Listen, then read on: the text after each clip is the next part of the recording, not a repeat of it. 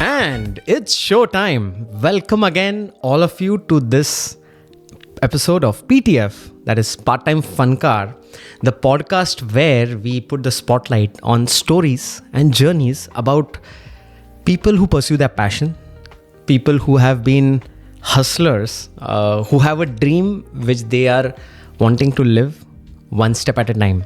And with these stories, I am first of all very thankful to all of you for the amazing support, because it comes as a validation, to be honest. And this is what I have been aspiring to do, to put the spotlight. I love to have these conversations with amazing personalities who come as guests every week or every month on PTF Podcast and help contribute to give back to the society. And at the same time, I have been listening and I've been seeing people getting excited about getting to know more of such stories, because you know what, in some way or the other, there is a little hidden you who you find in these episodes, which I'm sure about, and that's the whole point of PTF Podcast. And with that, for today's episode, I have a hustler. He's a part-time fun car. Now, the reason why I say this is, the idea of this podcast is not only about celebrating those fun cars who do a lot of magic in their part-time, but also who have, gone and stood up the pedestal to acclaim finally the dream that they saw years ago. The person that I'm talking about, his story seems pretty interesting, because you know what, I'm pretty sure at some or the other point in this conversation today, you are going to find a reflection of yourself into this person that I'm talking about, Mr. Mansoor Fazel. We are going to have Mansoor describe his journey, his story of literally taking one brick at a time, making that foundation super strong, and then taking that big leap. How did he do it all? Did he do it just by himself? Was there a secret sauce? Was there a godfather mentor? Stay tuned, because this episode is now getting interesting, because we have Mansoor here today. Hello, Mansoor. Hi. Pleasure. Welcome to PTF Podcast. Thank you. I appreciate it. When I first got to know about your story through Facebook's posts, the first impression was, wait a minute, is this guy a content creator or something? Because that was the quality of, enthusiasm that was seen in your videos and stuff. And I know you have been doing a list of several side hustles and some amazing challenges that you have been taking through the years.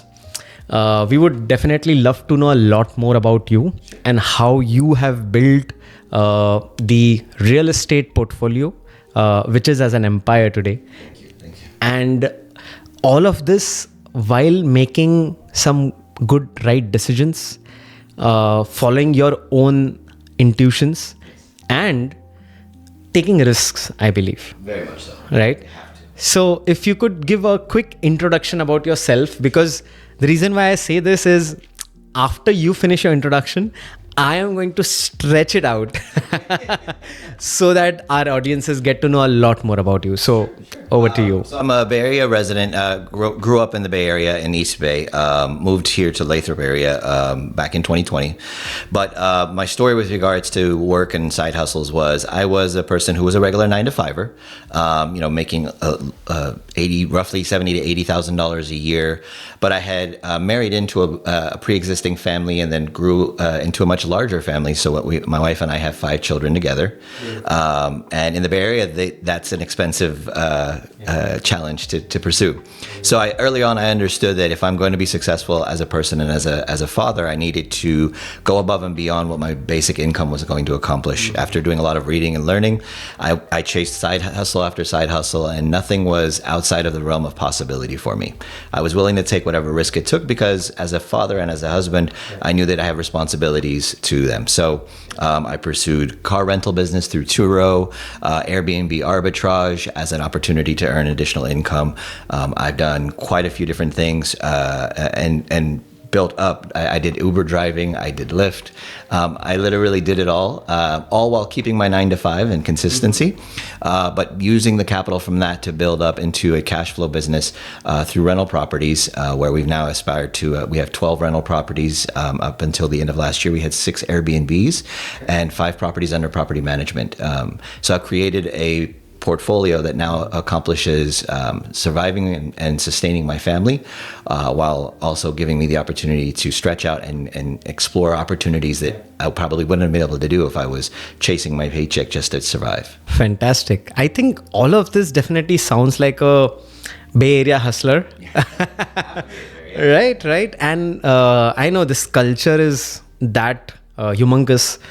You have loads of opportunities, right? But it's not everyone's cup of tea, I must say, right? I think you got a awakening call at some stage of your life. And as you mentioned, right, like being a father, being the person in the family who has the responsibilities to be taken. What was one turning point, if you could say, that put you into a switch of your mindset? Because as a 9 to 5, I know it's about comfort, some stance of luxuries, and more of like the regular routine, as we call it. But then what was that turning point, if you remember, if there's any incident? For me, it was learning and studying a lot. I've always been a person I call myself a student of life. I try to learn as much as I can whenever I can. So there were 2 books that really influenced me huge. The first being Rich Dad, Poor Dad. Gave me the understanding of assets versus liabilities and how money works in certain ways, and the importance of having multiple streams of income. So those things kind of layered into it. And then to build upon that system was the 4-Hour Work Week. An amazing book that talks about how automating your life can create freedom and opportunity, and also shows you that you don't have to spend your time in exchange for a paycheck. If you can provide an asset, a value to somebody, then that in and of itself justifies you earning something for it. So that changing in the mindset between those 2 books really opened me up to the idea of I don't have to clock in and clock out just to eat tonight. I can earn my income through value if I can find a way to provide value. And then the question was, how do I provide value? And so in the early stages, it was early on. It was, whether it was selling a couch, get something on free on eBay or on Craigslist, then turn around and sell it, to, I tried the drop shipping opportunity and set up an Amazon seller's account. I had a challenge from my wife that I wanted a nice, fun car, something exciting for me to drive around and have fun with, because as a parent of multiple children, the minivan life is kind of where we're forced to be, because anywhere you want to go. So, but before I had gotten married, I was a motorcyclist. I was used to fun and fast and open air. I gave my wife the challenge. I said, let me have a 2-seater fun car if I don't ever have to pay for it. She said, if you can do that, you can have it, of course. And through my methods and understanding of what I learned, I actually accomplished that goal and never made a single payment out of my own, earned income for that vehicle. That's great. Which one was it? It's a 3-wheel vehicle that's known as a slingshot. So it's half like the car. Batman style. Very much. Yeah, mine was black. We called it the Batmobile. Yeah. Cool. But it was one of those. It's an open air vehicle. It does have a seatbelt and a steering wheel, but it's very similar to a motorcycle in that sense. Nice. And so I saw this vehicle and I aspired to have it. I said, I want to do this, but my wife said, that's a stupid car to spend money on because we're married and we've got kids and it's only a 2-seater and you can't take the kids to school in that. So I said, well, if I never had to pay for it, could I have it then? And she said, yes, of course. If you don't have to pay for it, why not? She said she thought this was a silly pipe dream that I was just saying, but sure enough, a few months later, I found one, bought it, and put it up on Turo.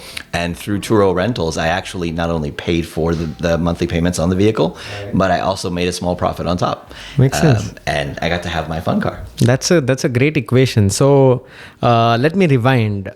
2 books, Rich Dad, Poor Dad by Robert Kiyosaki, and then the 4-Hour Work Week. Again, these 2 are amazing primers, I would say, which can really give you a refresh. But maybe one little addition that I would like to make is, do not read these books during weekdays, because you are still in that zone.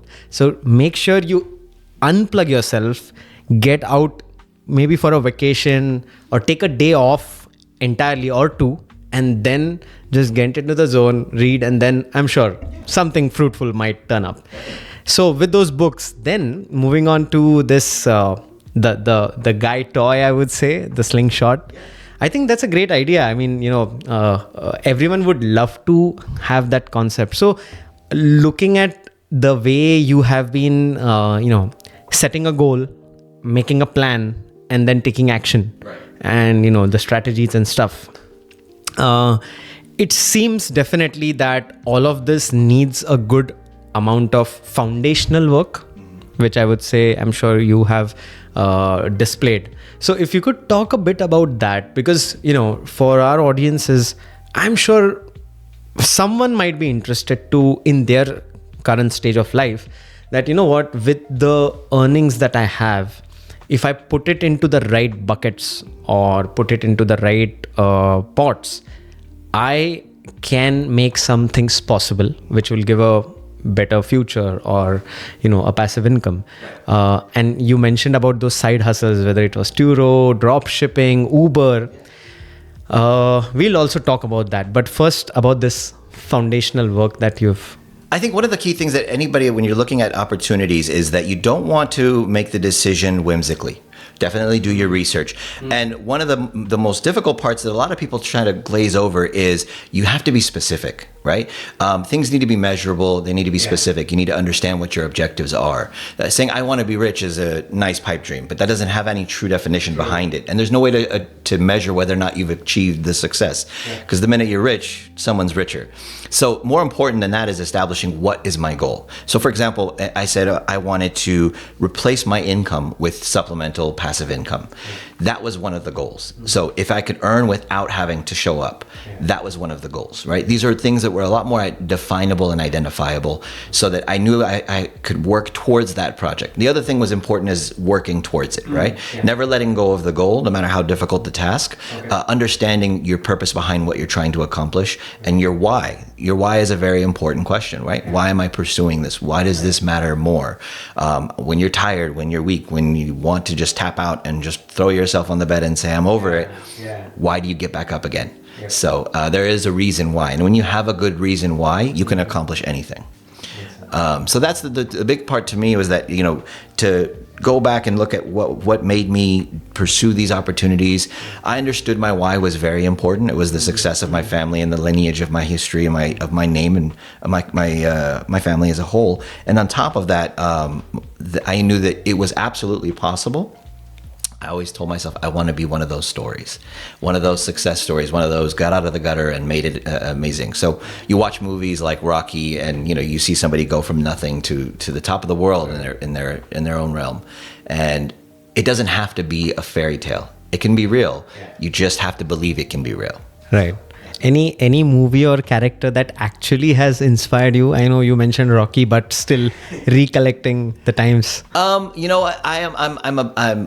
It has nothing to do with my businesses, but I'm a big crime buff. I love white collar crimes. So I watch a television show that I watch is called Billions on I think it's on Stars, and the main character is his aura, his presence, his confidence in a room is something I aspire to. He literally carries the room, and when he walks in, everybody stops.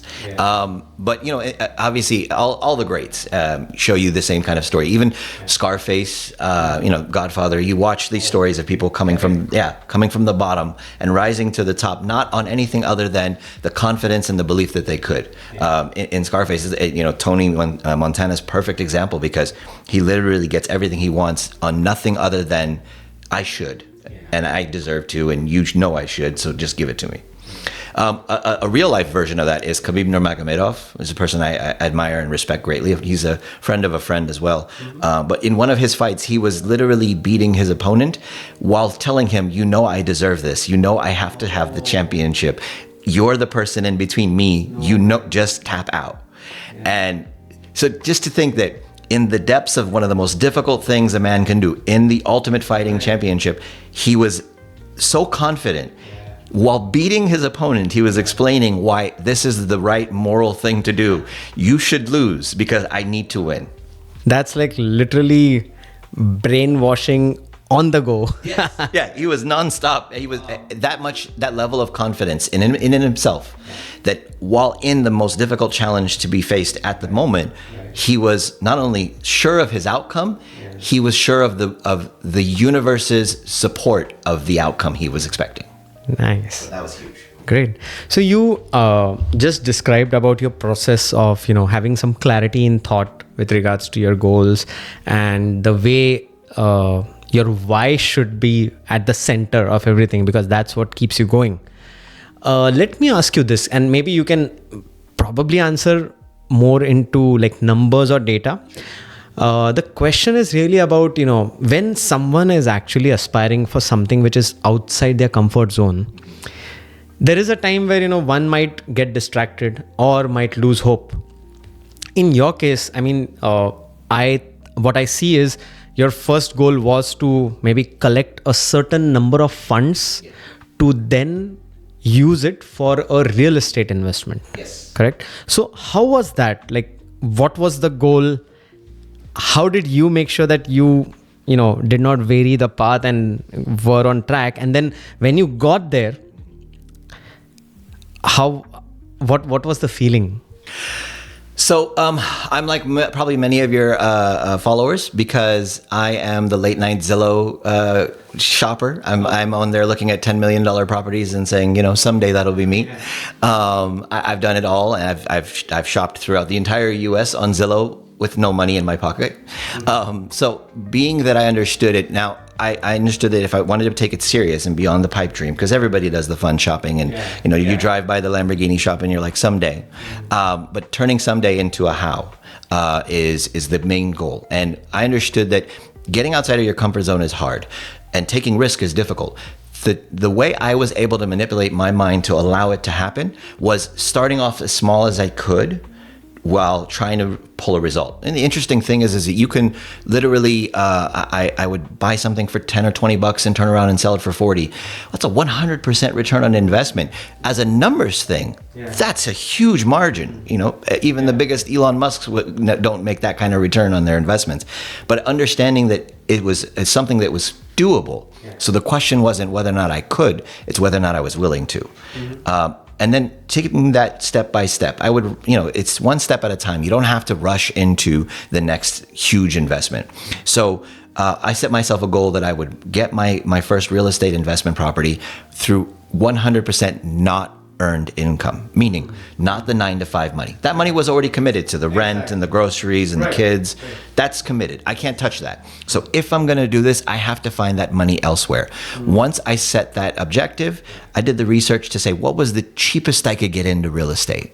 And one of the misconceptions a lot of people have is they tend to want to buy near where they live. This is a big mistake. In my opinion, it's a big mistake because I understood that my goal was cash flow, right? I wanted to create the Social Security check for myself before I ever get to the age of Social Security. And God knows if it'll even exist when we get there. So I needed to replace my income with another income, or basically effectively doubling my income. Knowing that cash flow was my goal, I knew that where I live now in California was not the right place to invest. There's opportunities for appreciation, but there's not as much cash flow. It's not the same numbers. Most common misconception is that we tend to shop the way we live. Meaning if you live in $1 million home, you think every home is $1 million. People don't understand that you can buy a 3-bedroom home for under $100,000, which is much less than even the down payment on my house. So knowing that opportunity is there, and then it's not a throwaway, it's not a piece of junk, it's an actual single family residence, 3 bedrooms, 2 bathrooms, and somebody would love the opportunity to live there, would cherish that opportunity, and would pay you handsomely for it.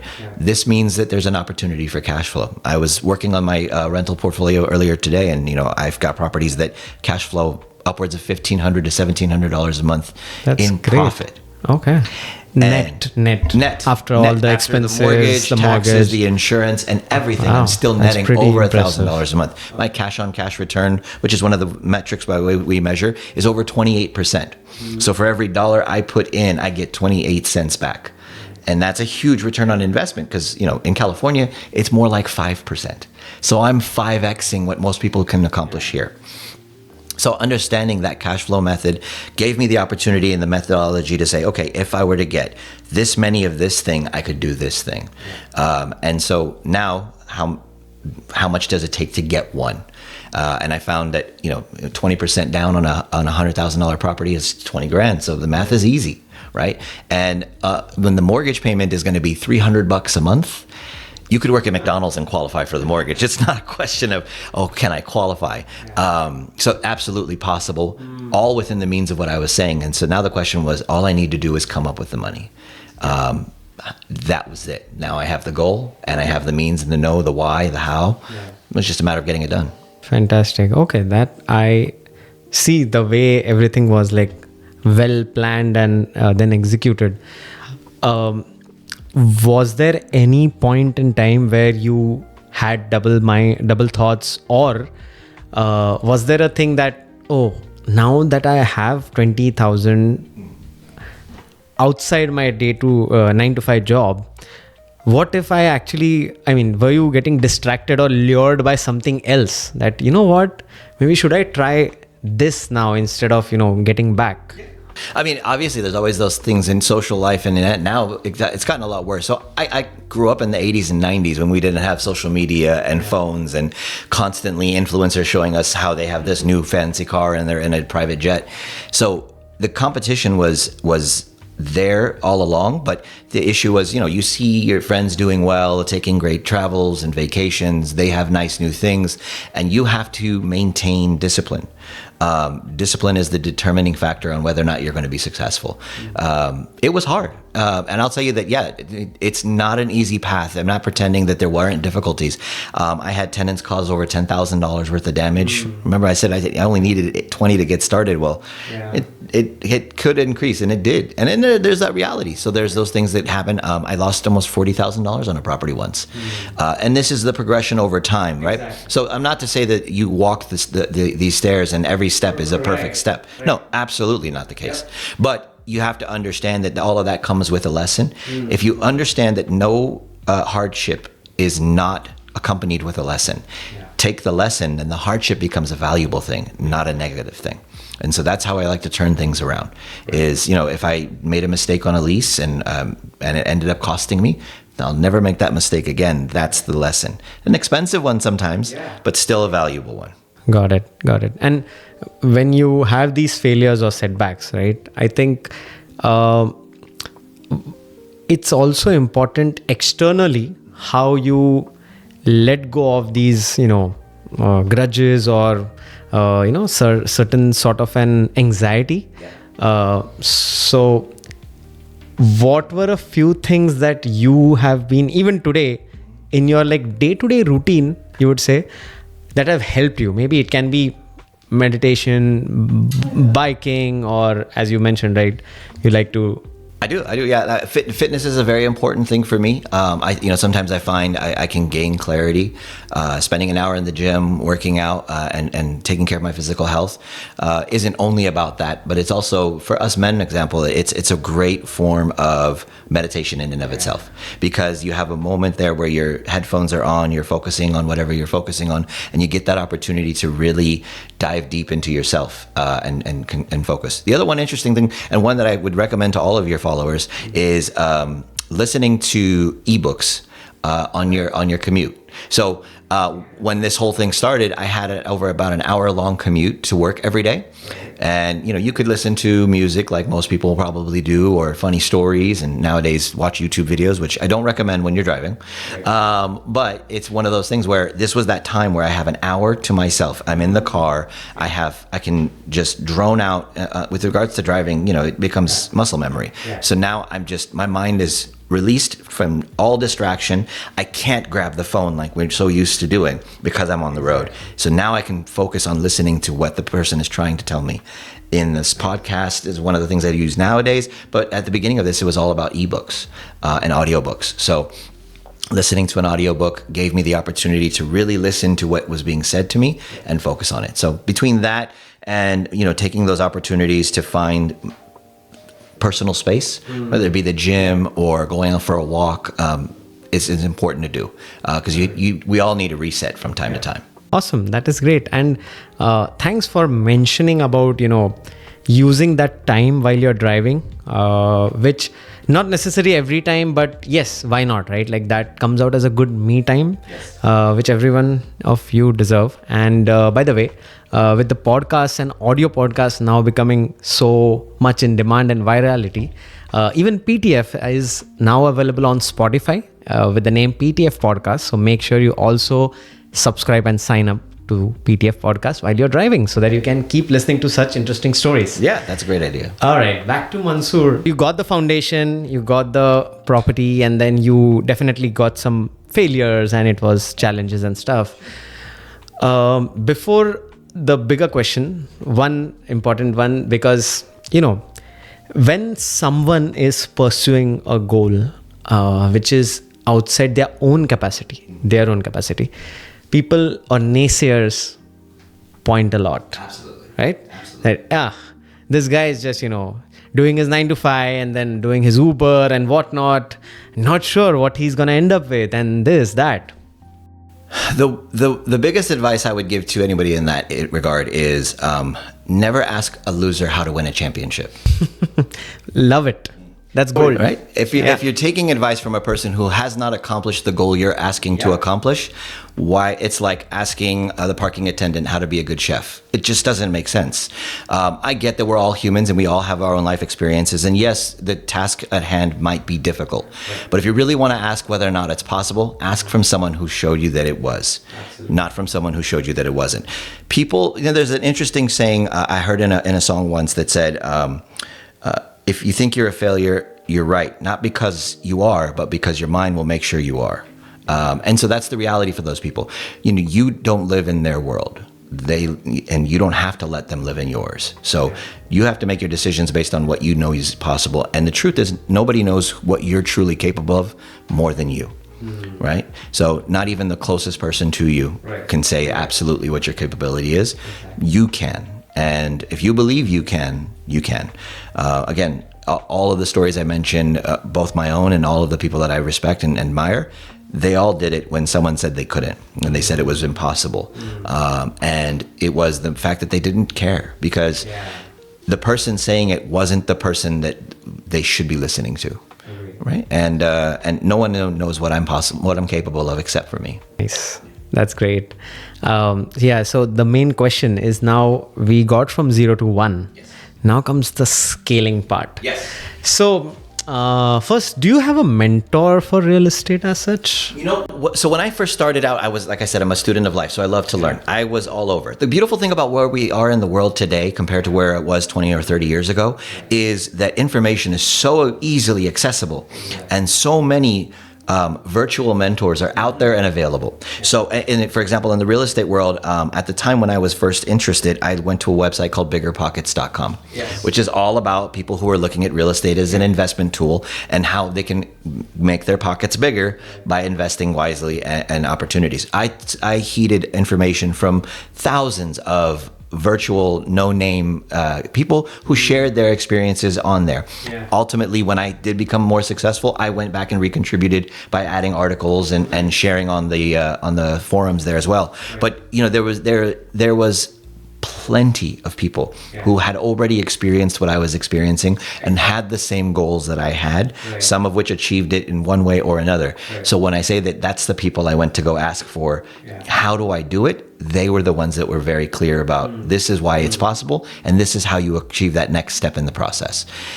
There's where I took my advice. But I wouldn't say that there was any one specific mentor who said this is what you need to do next, and I would call him or her anytime. So as they say, right, like success breeds in a community with successful people. Absolutely. So I mean, if you have one mentor working out, great. If not, look for a community where you can be a part of it. And you already start getting sucked into it, and there you go. I think it's a beautiful thing that you should always look at the people that are doing the things that you're trying to accomplish. I read the story of Apple. And the interesting thing about what Steve Jobs did when he first wanted to get into everything, and he called Hewlett Packard. He called a company and said, "Hey, I want some parts. Can you give me these parts because I have an idea?" The audacity to call a multi-million dollar company and say, hey, just give me something. But he didn't let social norms determine whether or not he should pursue a process. He did it based on his passion and his belief. So, and then the thing about that is that what it created for him was the owner of Hewlett-Packard called him back directly, and he got the opportunity plus the internship. Same is true for me. I went into a community of people that were all influenced with the same goal and the same objective that I had, and they all understood the same things and did the same process of understanding metrics, math, and what's the steps to getting it accomplished. They helped me avoid tons of potholes I probably would have faced by myself and mistakes I could have made. But because I trusted the community of people that were doers, I knew that I could do too. Okay. And so many of our folks might be already at a position where the level 1 is achieved and wants to kind of scale. If you could give maybe a blueprint or let's say a step-by-step guide based on your learnings and experiences. There was a lot of metrics that we used to determine whether or not a property made sense. So one of the examples is that the 1% rule. So when we first started our process, we made it very clear that we wanted to purchase a property where we could collect a minimum of 1% of the purchase price in rent. Okay. So to give you that in scale and show an example, I bought a property for $240,000 and the rent was $3,000 a month. So that definitely beats the 1% rule because it would need to be at least $2,400. And that's possible in those areas. That was a duplex property located in Missouri, as an example. The thing is in California, that metric is very hard to achieve, because if you're buying a property for $1 million, you need to get $10,000 a month in rent to make it make sense. And you don't get that much higher of a rent. So that's where the scaling concept doesn't work as well here as it does in other places. But that was one of the examples. So the rule of 1% rule was one of the metrics we used to determine whether or not a property made sense. And the other key was when you find something that works, do it again. So when we bought our first property, it worked, the math was there, and the profits started to come in. We quickly went back and bought more and kept going again. And the beautiful thing about real estate and the passive income streams that I was talking about is that it becomes that much easier each time you do it again.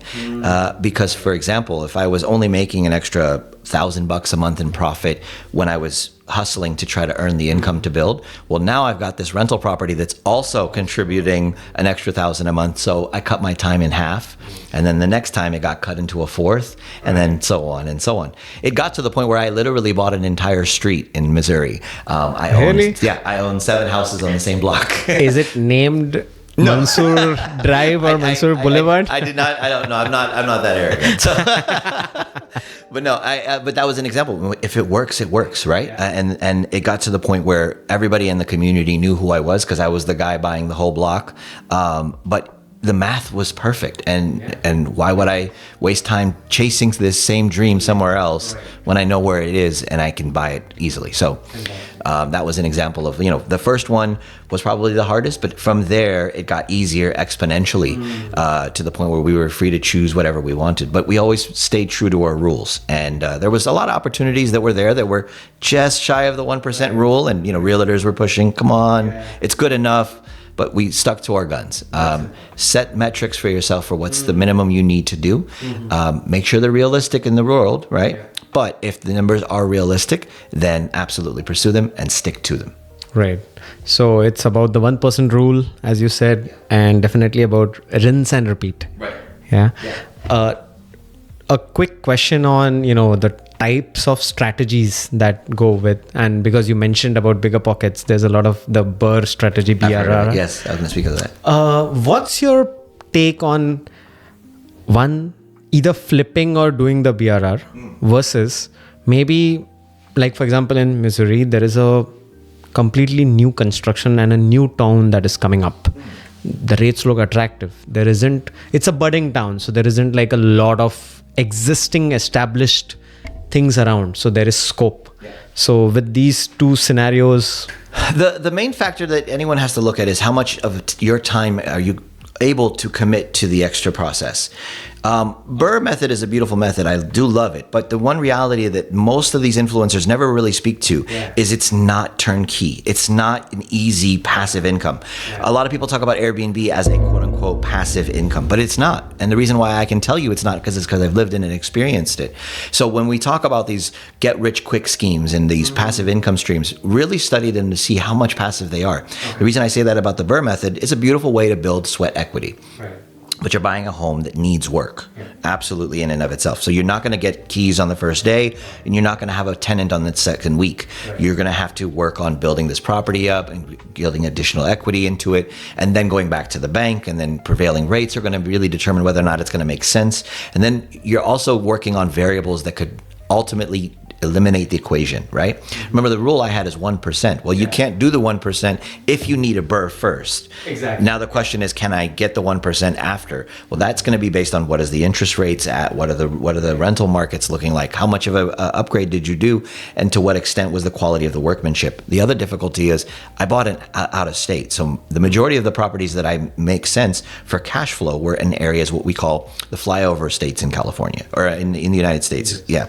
So everybody knows New York and Florida and California. Those are the easy ones. But when you buy in the flyover states, they're the ones that are less looked at. So Kansas City, Missouri, Ohio, Kentucky, Tennessee. There's so many other places where you can buy an amazing property. But if I'm going to do the Burr method, I need to have boots on the ground, a contractor I trust, a realtor I believe, evaluations that are accurate, rental property management company that I trust, all before I even make the purchase. And if I buy the house first and then try to do those things after, then it's a gamble at best. A gamble, exactly. Right? So that's why the Burr method isn't a passive income stream. I bought properties where I had a tenant either already there the day I bought or within the first month after closing. And the good thing about this is that when you buy in those states, realtors are willing and helpful participants because they believe in their product. So my realtors all actually placed my tenants for me as well as part of their service. So we bought the house and then they placed the tenant for me too. Did the background checks and all the credit checks and everything. So why is that valuable? Because it became fully passive for me in that the tenant was there, the rental income was already being earned, the property was already operational, and most of my properties came with a 1-year home warranty. So if there was a problem in that first year, it wasn't an out-of-pocket expense for me. Awesome. Okay. These layers upon layers of protection meant that I was making money the first month after closing escrow. On a Burr method property, you definitely can't do that. And if you don't have all of those other things in place, you're not operational. Same is true for Airbnb, right? Everyone says, oh, I'm going to make a ton of money on Airbnb. I'm going to have 100 properties. If you don't have the proper services, the proper softwares, the proper management, the proper retail team, the proper cleaning crew, it becomes a job in and of itself. Exactly. And the rule was, I'm not looking for another job. Right. I have a job. Yeah. I was looking for an income that I could make while sleeping, while vacationing, while traveling, even if I died. And that's the beautiful thing about the properties and the investments that I made. They're so passive. My kids could maintain them even if I was gone tomorrow. That can't be said about the Burr method. That is fantastic. And I love the part about making sure that you have these multi-layered protection methods. So I think, yes, it's certainly about setting yourself right with certain processes, as Mansoor has mentioned. With all of this, all this setup and everything that's going on, how's the work-life balance, or back at home, how does Mansoor, interact with and have your family time? It's intention is everything. And it's a strong part of my belief system that intention is everything. So if you make the plan to provide for family, to give them a full and holistic life, then it's important to do so. When I grew up, my family was on Section 8. We had food stamps, we had financial aid and welfare. So I wanted to give my children a different life. It was a very passionate, important dream. My why was never letting my son live the life I had to. And so that being said, I always check in. I make it a very important part. And the freedom was I got to buy my time back. Yeah. I got to take risks. And after 10 years at the company that I was at when I started this whole process, I got to step away and take a chance at another career in a completely different field for the sake of I want to. And my wife supported me, which is a beautiful part of that. You have to have a great support system. But behind that support was we had so much passive income that my income was already replaced. So, starting all over again 10 years into this process from the 9-to-5 perspective would have been a very scary process, especially as a father of 5. But the reason why it was possible is because I built the foundation with the sustainable passive income proven over the course of 10 years. Because of the passive income streams that we had earned, I had financially doubled my income, which meant that when I went to my wife and said, I'd like to take this opportunity to take a chance at a new career that I feel would be profitable and beneficial for our family, she was willing to give me that opportunity, which is huge because you have to have a really good, strong support system.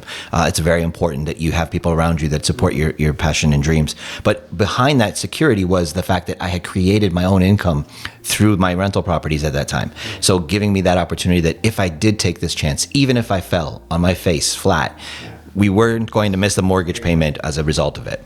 Awesome. So with this, I'm sure at home, with your kids and all, you definitely come out as their role model. It's an interesting dynamic. The funny thing is, so I've got some amazing children who are very, very intelligent. Yeah, one of my daughters is got her bachelor's in science of nursing. The other one just got her MBA from a business school. And one of the interesting thing is, in one regard, both of my children, the elder two at least, who graduated college, said, I don't want to do what you do, Dad. That's your thing. It's not our thing. You have your properties. We're going to go do our jobs. I said, okay. I don't want to ever feel like what I want has to be what they want. I want them to find passion before they find a paycheck. But as that progress went, my daughter went to UC Davis and got a degree in pharmaceutical, biopharmacy. And after seeing how I worked and how successful I became, she dropped that and went back to school to get her MBA. And now she's in marketing. And so it was an interesting transition. But she told me, she said, you showed me what it is to enjoy what you do, and it's I always tell my kids, don't chase a paycheck, chase a passion. The paycheck will automatically come. And so, I feel like in that regard, I've been a good influence and a good role model. But, the funny thing is, it's difficult when you accomplish such an amazing goal of having a real estate portfolio and opportunity and rental income. But then all your kids say, we don't want that. You can't even give it away. Yeah. This is great. I think you have touched upon a lot of interesting topics. And I'm sure if someone from you is right now thinking, how can I do something like this? Here's what. That's why PTF Podcast exists. Why don't you get in touch with Mansoor and let him help you reach your goals, right? Absolutely. So if you could kind of share, through what medium can folks connect with your network, and also because you are a man of various flavors, what are the different things that you would want to, possibly give some guidance or mentoring? I think when it comes to the opportunities with regards to real estate, opening up the mindset behind learning about cash flow versus appreciation and why we don't have to be close to our rental properties. Yeah. So often I talk to people who are getting new into the investing and rental investment business, and then they say, I need the house to be close by because what if something happens in the middle of the night? And I always explain to them, hey, listen. If a toilet breaks in any one of my houses, including the one I live in, I'm not grabbing a plunger. I'm grabbing a phone and getting a plumber. And that doesn't require proximity. So that's one of the key factors that I always try to teach people. And so getting people to open up their horizons and think outside of the box. But I'm on all the major social media platforms. I'm on Facebook, Instagram, TikTok. Just about everything, including bigger podcasts. I still have a page there. I'm very, very visible socially. And so I pursued my passion to the extent where I'm now addicted to the math and real estate world. I'm also a mortgage lender with Wells Fargo. Nice. Okay. Yeah, so I'm a home mortgage consultant and specialize in actually helping people find the financing behind getting the properties. So that's one of the specialties of, when you get serious, right, it becomes full on. I'm engulfed in the real estate world. Yeah. And what I've been listening back to back is, it's all about the numbers, right? Yes. And so you already are in the game of numbers with the lending. So that is great. Thank you so much, Mansoor, for sharing all of this with your journey so far. And definitely from PTF Podcast, we wish you a lot of success. And we hope that, the scale keeps growing and growing, and you keep contributing to whatever development that you have been making. This is a small token of love from our merchandise sponsors, Okay. Messy Hustlers. Awesome. So here you go. Thank you so much. That's amazing. Very cool. I look forward to it. Yeah. So I think for all of you, with the different mediums of social media platform that Mansoor has mentioned, we will definitely post all of that in this video's description. So make sure you check that out and connect with this awesome guy. But until then, let's wrap this episode up with the one and only Mansoor Fazel. Any last words that you would like to say? I appreciate the opportunity. This has been really, really a cool experience and a chance to relive some of the greatest successes about the process for me. So thank you for that. And I strongly motivate everybody who's involved and listening to this to take a chance on yourself, believe in yourself, and really, really pursue your dreams, because there's nothing more satisfying, anything in the world, compared to achieving the goals you set. Fantastic. This was one amazing PTF episode. Stay tuned. Make sure you subscribe on PTF Podcast only on YouTube. And we are now also on Spotify. So do tune in on Spotify and check out PTF Podcast over there. This is your host Rohan signing off. Until then, we see you in the next episode of PTF Bolero, Part-Time Fun Car. Thank you. Part-time funker, full-time bleed. Tune in now, set your spirit free. Feel the rhythm in your soul. Let the music take control. Every beat will make you whole. Dance until you lose control. We got the fire